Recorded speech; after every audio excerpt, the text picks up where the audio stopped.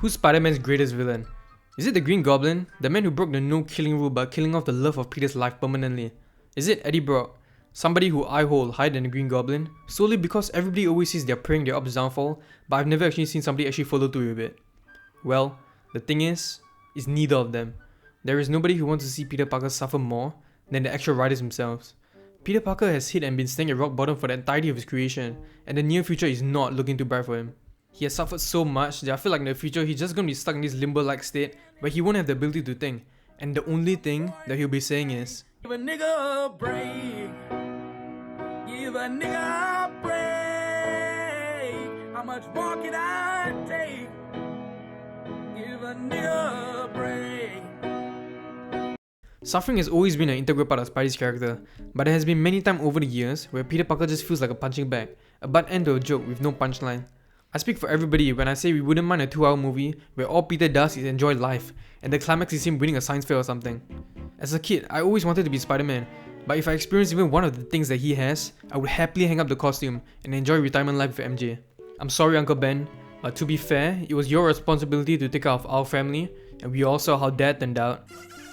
Peter has not gotten one break since 1962, so here are just a few of my favorite moments where he experiences trauma and is scars him for life. Hooray!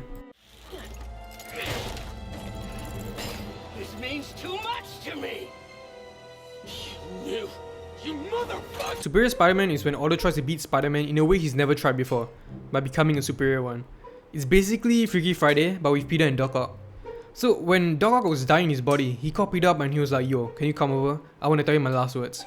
By the way, I'm not going to swap bodies with you." And Peter was like, "Yeah, sure, I'll come over, since you're not going to swap bodies with me." And then Doc Ock proceeded to swap bodies with him. Otto did a lot of questionable stuff in Peter's body, but the worst part of it all was that Peter could watch every single thing that he was doing. He was there when he broke Felicia's tooth, ruining every chance he had with his side chick. When he broke up with MJ, the love of his life. When he was ruining his reputation. He was there when he quit the Avengers, the exact same way I quit my job at McDonald's, by jumping out the 20th story shouting "I quit" instead of taking the front door. Oh, but Doc Ock made $1 million company. He was helping Peter. No! Because the company basically fell apart when he got his body back, so there was no upsides to this. Peter had to watch his entire life, which he has been building up since birth, fall apart right in front of his eyes. If that isn't A-tier trauma, I don't know what is. She loves Peter Parker more than anything in the world. More than anything. This wasn't the first time a man was responsible for ruining everything Peter's been building up though. There was another.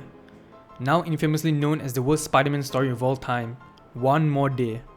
To give a bit of context, Spider-Man did a little oopsie and now the entire world knows he's Peter Parker. This event then further spiraled down and Aunt May ended up getting shot and she was in critical condition and she was like gonna die. Peter had dug a really deep hole for himself and he got desperate, man. He looked everywhere for help and he ended up making a deal with the literal devil himself, Mephisto. Mephisto being Mephisto, you know, he wanted something in exchange for saving Aunt May's life.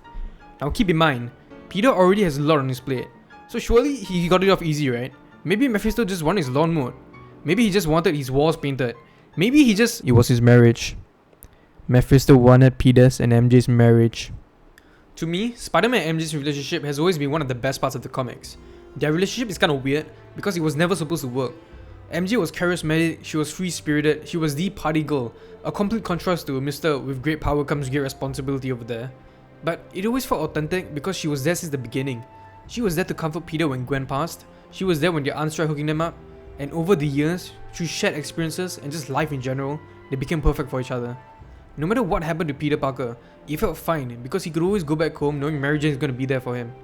Every single thing they've gone through, everything building up their relationship for the past who knows how long, gone, meaningless. I feel like Peter kind of suffers twice here because one is him losing one of the only good things he had in his life, and the other is losing his ability to grow. And what I mean by that is back then at least, it kind of felt like the writers were afraid of change. Which sounds stupid because they were doing a really big change, but to them the concept of Peter being Spider-Man with a family, being married, having kids felt foreign. It's as if the only way for Peter Parker to be Spider-Man is to be exactly like how he was when he first debuted years ago. Broke, no relationship, a down on luck guy, like he's just forever gonna be stuck in this never-ending cycle. Okay, wow. We have talked about swapping bodies, we have talked about sacrificing marriages. I think it's safe to say that the worst is behind us. I really can't think of anything else that can happen to Peter and that can one-up, let alone rival everything that he's already been through.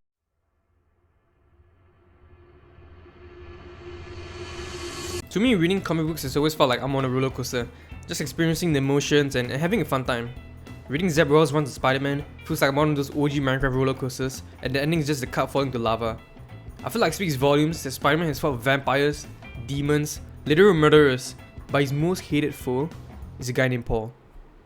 So what did Paul do? Did he kill Peter's girlfriend? Did he blow up Aunt May? Nope, nuh-uh, even worse. He's married to Mary Jane, with kids. First he had to watch somebody else live his life, then his entire life got taken away from him, and now we're back to Peter watching somebody else live his ideal life. I wish it stops here, man, at Peter being a cuck, but it doesn't. During the run, he gets kidnapped and brutally beaten up by Tombstone.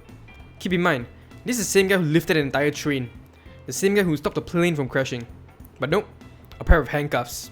That's Spider-Man's greatest weakness. So after a while, he gets out the issue, only to get beaten up again by the Vulture. Now this has got to be a new low for Spider-Man. Like, writers, you guys are taking it too far, man. Like, if this was Mullen or something, it would be understandable, you know, he's a powerful villain. Venom, Carnage, dude, I would even take the Shocker. But the Vulture? The Vulture!